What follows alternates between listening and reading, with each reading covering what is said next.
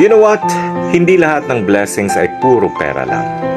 Ang problema kasi natin, kapag sinabing blessing, pera agad ang nasa utak natin.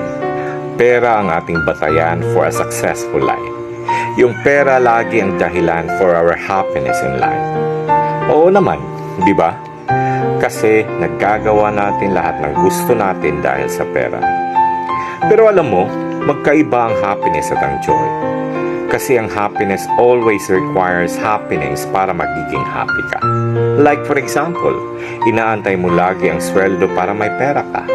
Kumain, bumili ng gusto mo, makagala kasama ang kaibigan at uminom.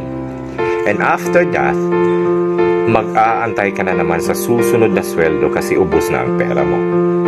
Feeling empty na naman ang pakiramdam mo. Samantalang yung joy, iba. Kasi it's a state of being. It's a fulfillment, contentment. Andyan yung blessing ng buhay, buo ang pamilya, walang mga sakit, may iilan pero totoong kaibigan, bagong mga opportunities at memories in life. And that's life, more than just money. Kaya, be grateful to God.